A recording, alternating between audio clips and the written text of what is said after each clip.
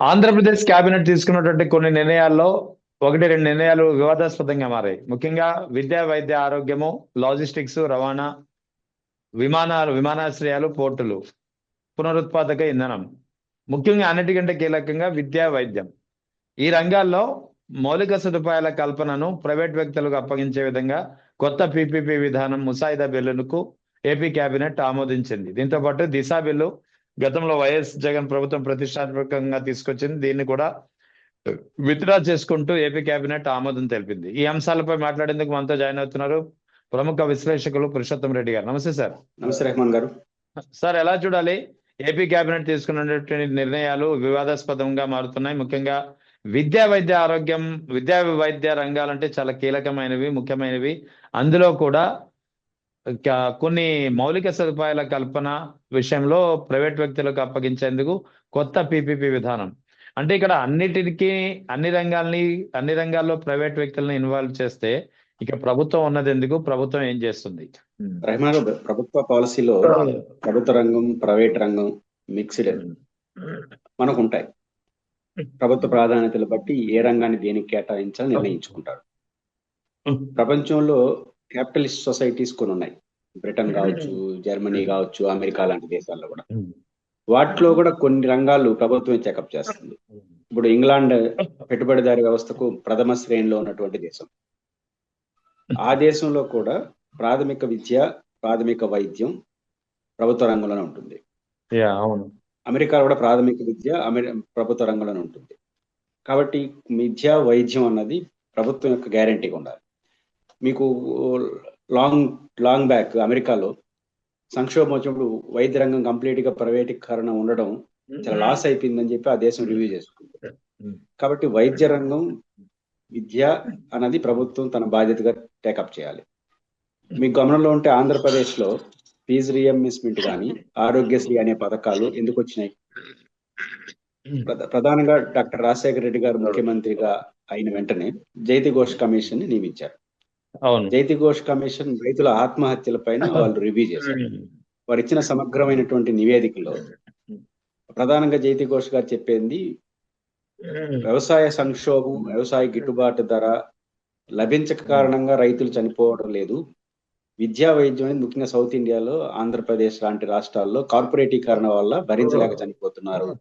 కాబట్టి వ్యవసాయ సంక్షోభం పరిష్కారం అయినా కూడా రైతుల ఆత్మహత్యలు ఆగకపోవచ్చు. కాబట్టి విద్యా, వైద్యం అనేది ఒక భారంగా మారుతుందని రిపోర్ట్స్ ఇస్తుంది. దాని ఫలితంగా వచ్చింది ఆరోగ్యశ్రీ అండ్ ఫీజు రీఎంబర్స్మెంట్. దీని నుంచి ఏమి నేర్చుకోవాలి ప్రభుత్వం? ఇంకా ఏం మనం పూర్తిగా సమూలమైన ప్రక్షాళన ఏం జరగలేదు కదా. ఈ టైంలో మళ్ళీ మొదటి దశ కిందకి తీసుకొస్తున్నారు అర్థం కావట్లేదు. ఉదాహరణ అంటే ఇది ఆశ్చర్యపోవాల్సిన విషయం కూడా కాదు. ఎందుకంటే ఆల్రెడీ ప్రభుత్వ రంగంలో ప్రారంభమైనటువంటి మెడికల్ కాలేజీలు 17 ఏవైతే ఉన్నాయో, అందుబాటులో ఉన్న పులివెందుల, అందుబాటులో ఉన్న మదనపల్లి, మార్కాపురంతో సహా ప్రైవేట్ పీపీఈ పద్ధతిలో ప్రైవేట్ పార్ట్నర్షిప్ తీసుకొచ్చే ప్రయత్నం ప్రభుత్వం చేసినప్పుడు ఇంకా అన్ని చేస్తుందని నిర్ణయానికి వచ్చాం. మెడికల్ కాలేజీలు చేశారు, తర్వాత ఆర్టీసీని 3 భాగాలు పెడగొట్టి బస్ స్టాండ్ల సముదాయాలు మెయింటెనెన్స్ పేరుతో, ఎలక్ట్రికల్ బస్సులు మెయింటెనెన్స్ పేరుతో, ఛార్జింగ్ స్టేషన్లు ప్రైవేటీకరణ, ఇవన్నీ చేసుకురావడం వల్ల ఇంకా అన్ని ఇదే పద్ధతిలో పోతుంది. ప్రభుత్వం తన బాధ్యత నుంచి నెట్టేస్తా ఉంది, వక్రేస్తుంది. ఇక్కడ సంపద సృష్టి అంటే కొన్ని, ఉదాహరణకు జగన్మోహన్ రెడ్డి గారి కాలంలో వచ్చినటువంటి షిప్పింగ్ యార్డ్స్, ఈ హార్బర్స్, ఇవైతే వాణిజ్య కేంద్రాలుగా మారితే వీటి వల్ల ప్రభుత్వానికి ఆదాయం వచ్చింది అనుకోండి, ఇంకో రోడ్ కట్టి పెడతాం. చంద్రబాబు గారు చెప్తారు కదా, సంపద సృష్టించి ప్రజలకు పంచాలంటాడు. మరి ఎక్కడ సృష్టిస్తారు సంపద? ప్రభుత్వానికి సంపద అనేది పోర్టులు కావచ్చు, బిజినెస్ సెంటర్స్ కావచ్చు, ఇవి వస్తాయి. వీటిని మీరు ప్రైవేటీకరణ ఇచ్చేసి మళ్ళీ సంపద ఎక్కడి నుంచి వస్తుంది, ఎక్కడ సృష్టిస్తారు, ఎక్కడ ప్రభుత్వం వస్తుంది? కాబట్టి తెలుగుదేశం పార్టీ, ముఖ్యంగా చంద్రబాబు గారు మొదటి నుంచి కూడా ప్రైవేటీకరణ వైపు మొగ్గే వ్యక్తే. అది కొనసాగుతుంది అనిపిస్తుంది ఈ తీర్మానాలు మనం చూస్తున్నప్పుడు. ఇది అంత సముచితమైన నిర్ణయం కాదు. నేను మొత్తాన్ని పబ్లిక్ సెక్టర్ లో పెట్టమని నేను అనట్లేదు. కొన్ని కీలక రంగాలైనా చేయాలి. మళ్ళీ ఇప్పుడు మనం విద్యా, వైద్యం ప్రైవేటీకరణ ఇస్తాం, మళ్ళీ అమ్మఒడి, ఫీజు రీఎంబర్స్మెంట్, ఆరోగ్యశ్రీ అమలు చేస్తాం. ఇదేం లాజిక్? దాని ప్రైవేటీకరణకు ఎందుకు ఇవ్వాలి? మళ్ళీ ఇవన్నీ అమలు చేసి పేదలను కాపాడడం, ఇది ఉల్టాగా ఉంటుంది సిస్టమ్ మొత్తం మీద. ఈ వ్యవహారం ఊహించింది అయినా కూడా ఇది రాష్ట్రానికి అంత మంచిది కాదు. దిశ బిల్లు ఏదైతే గతం ప్రభుత్వం, వైఎస్ జగన్ ప్రభుత్వం చాలా ప్రతిష్టాత్మకంగా తీసుకొచ్చింది, ముఖ్యంగా మహిళలు, చిన్నారులపై జరిగే అత్యాచారాలు, ఆకృత్యాలని వెంటనే త్వరితగతిన విచారించడమే కాకుండా త్వరగా శిక్ష పడేలా చేయాలి, మాక్సిమం 21 days లో, 3 weeks లో అనేది ఒక ప్రధానమైనటువంటి ఉద్దేశం. అటువంటి బిల్లు కేంద్ర ప్రభుత్వానికి పంపించడం జరిగింది, చట్ట రూపం దాల్చేలా చేయడానికి.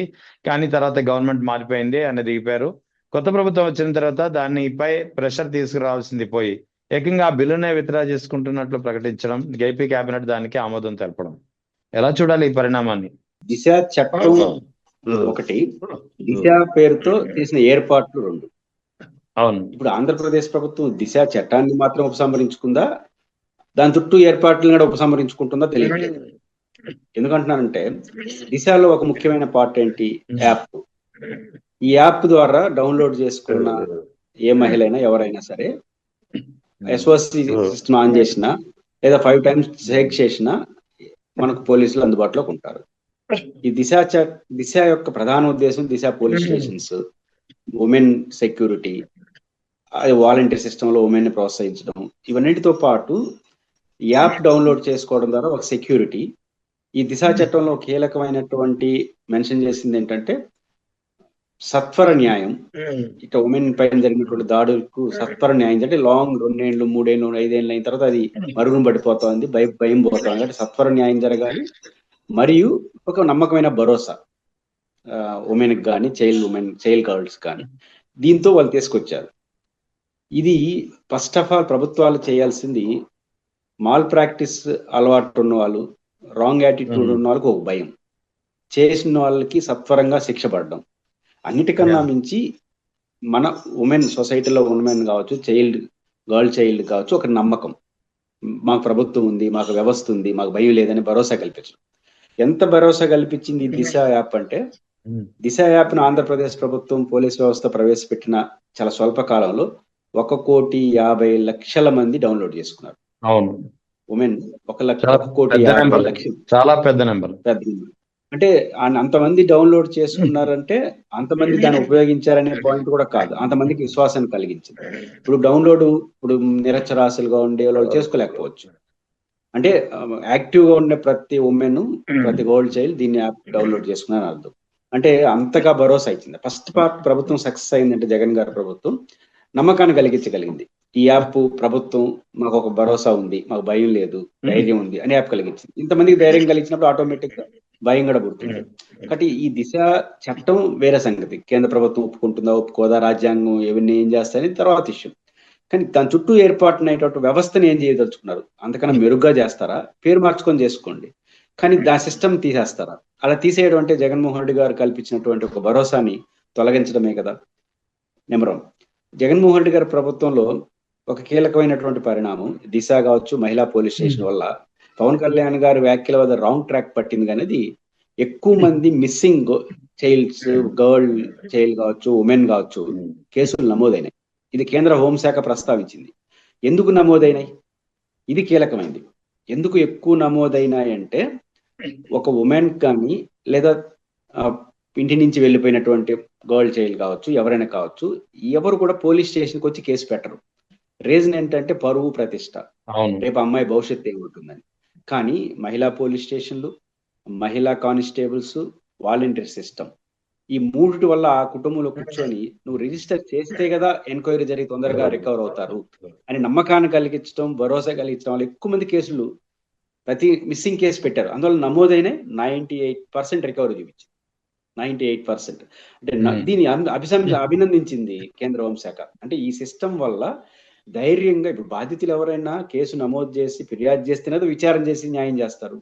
అట్లాంటి ఎప్పుడూ లేనట్టుగా మహిళల్లో ఒక భరోసా, మహిళా పోలీస్ స్టేషన్ మగవాళ్ళు వాళ్ళు పోలీస్ స్టేషన్ కు మా అమ్మాయి తప్పిందప్పటికీ కొంచెం నామూషి వస్తుంది, భయం వస్తుంది అమ్మాయి సెక్యూరిటీ పైన, పరువు ప్రతిష్టల పైన. మహిళా పోలీస్ స్టేషన్ లో ధైర్యంగా చెప్పగలిగినారు. ఆ రకంగా కేసులు ఎక్కువ నమోదైనాయి, నమోదు కావడం ఎక్కువ రికవరీ అయింది. కాబట్టి ఈ దిశ కావచ్చు, ఉమెన్ ఎంపవర్మెంట్ కావచ్చు, ఉమెన్ సెక్యూరిటీ విషయంలో గత ప్రభుత్వం ఒక మంచి ప్రయత్నం చేసింది. మీరు ఆ ప్రయత్నాన్ని కొనసాగించండి, లేదా ఇంకా మెరుగ్గా తీసుకురండి. దాన్ని వెనక్కి తీసుకొచ్చే ప్రయత్నం అవసరం లేదా? ఈ ప్రభుత్వం వచ్చిన తర్వాత ఎన్ని ఘటనలు జరిగినాయి ఉమెన్ చైల్డ్ పైన కావచ్చు, మహిళల పైన కావచ్చు. కాబట్టి అవసరం లేని పరిస్థితి ఏమైనా వచ్చిందా? అది ప్రభుత్వం చెప్పాలి. ఈ కాలంలో డెవలప్మెంట్ వచ్చింది, భయం లేదు, అంత కంగారైన వాతావరణం లేదు, మన సెక్యూరిటీ పెరిగిందనే నమ్మకం ఏమైనా కలిగించగలుగుతారా? కానీ ప్రభుత్వం ఖచ్చితంగా దిశ విషయంలో తీసుకున్న నిర్ణయం ఆల్టర్నేటివ్ ఏంటి? దాన్ని చెప్పకుండా దీన్ని చేస్తే ఖచ్చితంగా ఇంతమంది మహిళలకు ఇచ్చిన భరోసాని సెక్యూరిటీ ఏమవుతుందో తర్వాత ఒక నమ్మకాన్ని, ఒక భరోసాని మాత్రం తొలగించిన వారు అవుతారనే విషయాన్ని ప్రభుత్వం గుర్తించాలి. రైట్. ఇంకా డిఎస్సి అవకతవకలకు సంబంధించి నిరసనగా విజయవాడలోనే కాదు అన్ని చోట్ల ధర్నా కార్యక్రమాలు నడిచాయి. సో విజయవాడ సెంటర్లో మాజీ ఎమ్మెల్యే మల్లాది విష్ణు ఆధ్వర్యంలో ధర్నా ప్రదర్శన జరుగుతున్నప్పుడు TDP MLA, Vijayawada central MLA bonda Uma తన అనుచరులతో వచ్చి దాడి చేయడమే కాకుండా ఒక బ్రాహ్మణుడు అని చూడకుండా కోడిగొడ్లతో దాడి చేశారు. ఇంకా యూరిన్ కూడా పోసారనే ఒక అభియోగం ప్రధానంగా ఉంది. సో మనకి పోలీసు వ్యవస్థ ఏం చేస్తుంది, పోలీసులు అక్కడ ఉండి ఏం చేస్తున్నారు, అది కూడా బోండాపై ఎటువంటి చర్యలు తీసుకోకుండా మల్లాది విష్ణుని అక్కడి నుంచి అదుపులో తీసుకెళ్లిపోయినటువంటి పరిస్థితి. ఎలా చూడాలి పరిణామాన్ని? దుందుడుకు చర్య, దుస్సాహసమైన చర్య కూడా. బోండా ఉమా గారు పబ్లిక్ గా కూడా మాట్లాడారు. ఏమని? నారా చంద్రబాబు నాయుడు గారిని, నారా లోకేష్ గారిని ఏదైనా మాట్లాడితే తంతాను అంటున్నాడు. డైరెక్ట్ గా చెప్తున్నాడు, కొడతాను అంటున్నాడు. పేర్లు చెప్పి వాడు వీడని, మన ఎల్లంపల్లి శ్రీనివాసు మాజీ మినిస్టర్ వాడిని కొడతాను, అవును మీరు పద్ధతిగా లేకపోతే నేను కొడతాను, ఒప్పుకునే ప్రసక్తే లేదు అంటున్నారు. ఒకవేళ వైఎస్ఆర్ కాంగ్రెస్ పార్టీ అనే రాజకీయ పార్టీ తప్పుడు ఆరోపణలు చేస్తే చట్టబద్ధమైన చర్యలు తీసుకునే అధికారం ప్రభుత్వానికి ఉంటుంది, తెలుగుదేశానికి ఉంటుంది. పోలీసులు పురమాయించండి, అరెస్ట్ చేయించండి, కేసులు పెట్టించండి, అదుపు తప్పితే లాఠీ చార్జ్ చేయించండి, చట్టపరంగా చర్యలు తీసుకోండి. దాన్ని వదిలేసి ఒక ఎమ్మెల్యే చట్టాన్ని ఎట్ట చర్యలు తీసుకుంటాడు? తీసుకోవడం కాకుండా ఇప్పుడు కొన్ని సందర్భాల్లో వాళ్ళు దీక్ష చేస్తున్నారు, అటువైపు తెలుగుదేశం వాళ్ళు పోవచ్చు, ఏదో భావోద్వేగంతో కొంత ఘర్షణ వాతావరణం వస్తే నేను అర్థం చేసుకుంటాం. ఆయన వ్యవహార శైలి ఎట్టుందంటే ఎందుకు పోయాడో తెలియదు కానీ పోయిన తర్వాత చెప్పాడు నేను తాంతానంటున్నాడు. ఇంకేం డెమోక్రసీ? కాబట్టి నిజానికి తెలుగుదేశం పార్టీ ఇది గుర్తించిందని నేను అనుకుంటున్నాను. లేకపోతే ఆ తర్వాత ఇట్లాంటి ఘటనలు ఎవరు చేయలేదు. ఎందుకు చేయలేదంటే దీనివల్ల ఎంత నష్టపోయినా వాళ్ళకి అర్థం కాదు. అర్థమైంది తెలుగుదేశం పార్టీకి, బయటికి సమర్థించుకుంటున్నారు. కానీ ఖచ్చితంగా బోండా ఉమా గారు విజయవాడ కేంద్రంగా చేసిన మాటలు రాష్ట్రంలో ఉన్న తెలుగుదేశం పార్టీని ఆత్మరక్షణ పడేస్తారు. ఒక టెంట్ వేసుకుని అడవి ఒక ఎమ్మెల్యే మనం మామూలుగా ప్రభుత్వం అనుకుంటే ఏం చేస్తుంది? పోలీసులు పంపించి చేస్తుంది. అది డెమోక్రసీ, అది పెద్ద ఇబ్బంది ఉండదు ప్రభుత్వానికి, ఏదో నియంతృత్వం అంటారు. కానీ దీన్ని యాక్సెప్ట్ చేసి సొసైటీ పోలీసులు పోయి లాఠీ చార్జ్ చేసినా ఒక రకంగా అర్థం చేసుకుంటుంది. కానీ ఒక ఎమ్మెల్యేగా ఉన్న వ్యక్తి నేరుగా టెంట్ వేసి నేను తంతాను ఎవరన్నా మాట్లాడితే మా చంద్రబాబు మన లోకేష్ అంటే అది ఖచ్చితంగా ప్రభుత్వానికి ఇచ్చేలా ఒక మాయన మచ్చ. ఒక ఘటన మొత్తం రాష్ట్రంలో ఆ పార్టీని డిఫెన్స్ లో నెట్టింది. బహుశా అందుకేనేమో ముందస్తు చర్యలు తీసుకున్నారేమో, రాష్ట్రంలో ఇంకోటి ఆ పని చేయలే. ఇది బాగుందని ఉంటే అందరూ చేస్తుంటారు. కానీ ఇది చాలా పొరపాటు ధోరణి. కానీ తెలుగుదేశం పార్టీ వైఎస్ఆర్ కాంగ్రెస్ పార్టీ చేస్తున్న ఆరోపణలో ఉన్నటువంటి హేతుబద్ధత ఉంటే దాన్ని ఆత్మపరిశీలన చేసుకోండి, లేదా ప్రతి విమర్శ చేయండి. వాళ్ళు చేస్తున్న ఆరోపణలకు సమాధానం చెప్పండి, విమర్శ చేయండి. ఒక పరిధి దాటుతారంటే చట్టపరమైన చర్యలు తీసుకోండి. అంతే తప్ప ఈ పద్ధతిలో లా అండ్ ఆర్డర్ని చేతిలో తీసుకుంటాం, చట్టాన్ని చేతిలో తీసుకుంటాం అంటే అది ప్రజాస్వామ్యానికి మంచిది కాదు. అన్నిటికన్నా మించి ఆ ప్రయోగం చేసిన తెలుగుదేశం పార్టీకి మాత్రం ఇది భారీ మూల్యాన్ని చెల్లించుకో తప్పదు. నిన్న ఘటన ఆ పార్టీకి ఒక మచ్చలాగా మిగిలిపోతున్నలో సందేహం లేదు. ఇక అత్యంత కీలకమైంది వైఎస్ జగన్ భద్రత. వైఎస్ జగన్ భద్రతలో దేవరపల్లి పర్యటన దీనికి ఉదాహరణ. దేవరపల్లి పర్యటనలో వైఎస్ జగన్ భద్రతలో లోపాలు ఉన్నాయి, వైఎస్ జగన్ కు ప్రాణహాని ఉందంటూ వైఎస్ఆర్ కాంగ్రెస్ పార్టీ నాయకులు కేంద్ర హోంశాఖకు ఫిర్యాదు చేశారు. అదే సమయంలో ఇప్పుడు ఒక పోలీసులు ఇచ్చినటువంటి అంటే కొవ్వూరు ఎస్డిపిఓ పరిధిలోకి, డిఎస్పి పరిధిలోకి వస్తుంది దేవరపల్లి. కొవ్వూరు డిఎస్పి ఇచ్చినటువంటి ఒక మెమో అన్నది అంటే పార్టీ నేతలకు ఇచ్చింది. ఇది ఒక ప్రైవేట్ ప్రోగ్రామ్ కాబట్టి మేము హెలిప్యాడ్ వద్ద మీరే మ్యాక్సిమం వాలంటీర్లను నియమించుకోండి, మేమైతే భద్రత కల్పించలేమని చెప్పి నేరుగా ఆయన ఇన్ రిటర్న్ ఇచ్చినటువంటి ఆర్డర్స్ బయటకు వచ్చాయి. సో ఎలా అంటే ఒక ప్రభుత్వం నిజంగానే ఇది ప్రైవేట్ ప్రోగ్రామ్ కాబట్టి మేము పోలీసుల పహారా ఇవ్వలేము, మీ వాలంటీర్లను మీరే నియమించుకోండి అని చెప్పదాలుతుందా? అది సరైన పద్ధతేనా? అదే సమయంలో వైఎస్ జగన్ కు ప్రాణహాని ఉందా? ఏంటి పరిస్థితి, ఏం జరుగుతుంది? వైఎస్ జగన్మోహన్ రెడ్డి గారికైనా, చంద్రబాబు నాయుడు గారికైనా, పవన్ కళ్యాణ్ గారికైనా తరతమ స్థాయిలో రిస్క్ ఉంటుంది. ఎందుకంటే వాళ్ళు పొలిటికల్ లీడర్స్ కాబట్టి రాజకీయ ప్రత్యర్థులుగా ఉండేవాళ్ళు, వాళ్ళంటే రాజకీయంగా ఇష్టం లేని వాళ్ళు, కొంత డిఫరెంట్ ఒపీనియన్ తో ఉంటారు. దట్టు జగన్మోహన్ రెడ్డి గారికి ఉన్న ఒక ప్రత్యేకత ఏంటంటే ఆయన రాజకీయ నేపథ్యం, ఆయన వ్యవహార శైలి, ఆయన నడిపే పద్ధతి చూసినప్పుడు ఆయన అత్యంత ప్రేమపూర్వకంగా ప్రాణప్రదంగా ప్రేమించే వాళ్ళు ఉంటారు, ద్వేషించే వాళ్ళు ఉన్నారు. జగన్ గారికి రెండు ఉన్నాయి. విపరీతంగా ద్వేషించే వాళ్ళు ఒక బ్యాచ్ ఉన్నారు, ఆయన అభిమానించే సమాజం ఒకటి ఉంది, అంతే విపరీతంగా అభిమానిస్తారు. కాబట్టి అట్లాంటి Yeah. వ్యక్తులకు మరింత ఇబ్బందికర వాతావరణం ఉంటుంది. కానీ ప్రభుత్వం జగన్మోహన్ రెడ్డి గారికి ఏ తరహా సెక్యూరిటీ కావాలి, ఏ రకంగా థ్రెట్ ఉంది, దానికి రెమెడీ ఏంటి, ఆ పద్ధతిలో సెక్యూరిటీ ఇవ్వాల్సిన అవసరం ఉంది. జగన్మోహన్ రెడ్డి గారి ప్రైవేట్ వ్యవహారం ఎట్ట అవుతుంది? Is a former chief minister. Public గా వచ్చేసిన తర్వాత ఏది ప్రైవేట్ కాదు. ఇప్పుడు మనకు దేవాలయాల్లో ఉత్సవాలు జరుగుతుంటాయి, పెద్ద పెద్ద ఫంక్షన్స్ జరుగుతుంటాయి, పెద్ద ఎత్తున ఇప్పుడు ఉదాహరణ ప్రైవేట్ ఫంక్షన్ జరుగుతుంటాయి. ప్రైవేట్ ఫంక్షన్స్ కూడా పర్మిషన్ తీసుకోవాలిగా, పర్మిషన్ తీసుకొని ఏర్పాట్లు చేయాలి కదా. ఇప్పుడు అల్లు అర్జున్ గారి సినిమా చుట్టూ నడిచినటువంటి వ్యవహారం హైదరాబాద్ లో ఏం తేల్చారు? మా పర్మిషన్ ఎందుకు తీసుకోలేదు, అంతమంది క్రౌడ్ ఫుల్ అవుతుంది కదా అని చెప్పారు. అప్పుడు ఏం చేస్తారు? ప్యూర్లీ వ్యాపారంతో ముడిపడి ఉంటే డబ్బులు వసూలు చేస్తారు, ఎంతమంది ఎక్స్ట్రా డబ్బులు వసూలు చేస్తారు, లేకపోతే ఫ్రీగా చేస్తారు. కాబట్టి పబ్లిక్ రెండోట్లు ఏదో ఒకటి చేయాలి. సెక్యూరిటీ గ్యారంటీ, అది ప్రభుత్వం ఓన్ గా చేసుకోవాలా, లేకపోతే ప్రైవేట్ ఫంక్షన్ అయితే వాళ్ళు దానికి అయ్యే ఖర్చు భరించాలా, ఏదైనా కావచ్చు. బట్ భరించకపోతే మీరు చేసుకోండి ఇవ్వడానికి పోలీసులకు అధికారం లేదు. ఇప్పుడు 1,00,000 మంది వస్తారు, మీ పాటు మీరు చేసుకోండి అనడానికి కుదరదు. అడేదం జరిగితే మళ్ళీ పోలీసుల బాధ్యత తీసుకోవాలి. అవును కదా. కాబట్టి ప్రభుత్వం ఇది ప్రైవేటు ఇది పబ్లిక్ అనేది ఉండదు. ప్రజా జీవితంలో పబ్లిక్ లైఫ్ లోకి వచ్చేసిన తర్వాత ప్రతిదీ ప్రభుత్వం బాధ్యత. అవసరం మాకు కష్టం అనుకుంటే ఆ ప్రోగ్రామ్ కి అనుమతి ఇవ్వకూడదు. ఇది ప్రభుత్వం ఆలోచించాలి తప్పకుండా జగన్మోహన్ రెడ్డి గారి విషయంలో ప్రభుత్వం. కొవ్వూరు డిఎస్పీ యాక్చువల్లీ 2వ తేదీ ఆగస్టు 2న వైఎస్ఆర్ కాంగ్రెస్ పార్టీ నాయకులు ఇలాగా ప్రొటెస్ట్ ఉంది, జగన్ వస్తున్నారని చెప్పి ఒక పిటిషన్ అనుమతి కోసం పెట్టుకుంటే దానికి Kovvur DSP proceedings from the office of the sub divisional police officer Kovvur east Godavari district dated 4th 8th 2026. Okay sir, ఇందులో ఉన్నది ఒకే ఒక లైన్ చదువుతాను మీకు. During the visit of the honourable former chief minister, double barricading of approximately 7 feet in height shall be erected around the helipad.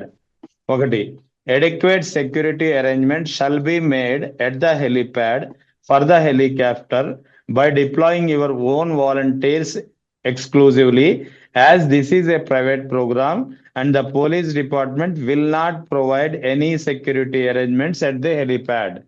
ఎలా ఇది నిజంగా అధికారికమైనటువంటి ఉత్తర్వులు sir ఇవి? ఎలా ఇంత డైరెక్ట్ గా ఇంత ఓపెన్ గా ఎలా ఇస్తారు అసలు? ఇది జరుగుంటే ఇది ఇంకా బయటికి రాలేదు సార్, బయటికి రాలేదు, ఇప్పుడే మన ద్వారానే బయటకు వచ్చింది. అది జరుగుంటే మూల్యం ఎవరు చెల్లించుకుంటారు? ఆ డిఎస్పీ చెల్లించుకుంటాడు. ఈ ప్రభుత్వ ఆదేశాలు మనకని చెప్పాలా, ఆయన సొంతంగా ఇచ్చుకున్నాడు. అవును, సొంతంగా ఇచ్చుకున్నాడు కావచ్చు. పబ్లిక్ మేము చేయలేము చేయాలంటే అది లీగల్ పొజిషన్కి వెళ్తే ఉద్యోగం పోతుంది. అదే కదా, లేదు. ఎందుకంటే మేము చేయలేము, మీరు చేసి, కాకపోతే మా దగ్గర మెన్ లేరు, అనుమతి ఇవ్వద్దు. అవును, బాగుండేది. మీకు అసలు పర్యటనకి అనుమతి లేదు, బాగుండేది. వాళ్ళకి ఆ రైట్ ఉంది పోలీసులకి. ఇప్పుడున్న పరిస్థితులు ఇవ్వలేము, మీరు వాయిదా వేసుకోండి, అసలు రావద్దని మా పర్మిషన్ లేదండి, ఆ హక్కు మీకుంది. మళ్ళీ కోర్టుకి వెళ్తే కోర్టు ఏమైనా చెప్పొచ్చు. కానీ మేము వీళ్ళు మీ పార్టీకి మీరు పోండి అంటే అనే పద్ధతిలో వస్తే ఖచ్చితంగా ఆయన ఉద్యోగానికి ప్రమాదం. బస్ అది బయటకు వచ్చి ప్రభుత్వం కానీ వైసీపీ సీరియస్ గా తీసుకుంటే ఆ ఎవరైతే ఇచ్చారో ఆయన ఇబ్బంది పడతాడు. ఎందుకంటే ఆ అధికారం ఎవరికి లేదు. నేను ఒక ఉదాహరణ చెప్తాను. తిరుపతిలో సిమ్స్ లో ఒకప్పుడు దానికి తక్కువ బెడ్డెడ్ ఉన్నప్పుడు ఎక్కువ మంది రోగులు వచ్చినప్పుడు వాళ్ళు ఏం చేయలేరు. ఒక సర్క్యులర్ ఇచ్చారు, మాకు బెడ్స్ పరిమితులు ఉన్నాయి కాబట్టి ఎమర్జెన్సీ పేషెంట్స్ మేము తీసుకోలేమని ఒక సర్క్యులర్ ఇచ్చారు. నిజానికి ఆ పరిస్థితి దాని మీద కోర్టుకి వెళ్తే సీరియస్ అయిపోయింది. వైద్యాన్ని నిరాకరించే అధికారం ఎవరికి లేదని. నువ్వు కావాలంటే రేటుగా ఇచ్చే తప్ప రిజెక్ట్ చేయడానికి వైద్యం ప్రాణం ఇటు రిజెక్ట్ చేసే అధికారం ఊరికి లేదు. మాకు బెడ్లు తక్కువ అంటే ఇంకొక ఏర్పాటు చేసుకోవాల్సిందే. రిజెక్ట్ చేసే అధికారం లేదు, కోర్టు కొట్టేసి మళ్ళీ ఉపసంహరించుకున్నారు. పాయింట్ ఏంటంటే ఇది కూడా అట్లాంటిదే. కాబట్టి ఇది అట్లా ఉండదు. ఖచ్చితంగా ఇప్పుడు మీరు చదివిన విషయం బయటకు వచ్చి అది లీగల్ గా వెళ్తే మాత్రం ఆ ఇచ్చిన ఆయన ఇబ్బంది పడతాడు. ఇది ప్రభుత్వానికి కూడా మంచిది కాదు. ఎందుకంటే మీరు నిరాకరించవచ్చు, రావద్దు అని చెప్పొచ్చు, కానీ మీ పాటి మీరు పోయిందంటే మళ్ళీ ఆనరబుల్ ఫార్మర్ చీఫ్ మినిస్టర్ ఇదేం పద్ధతి? Purely objectionable. ఖచ్చితంగా ఆయన ఇబ్బంది పడతారు.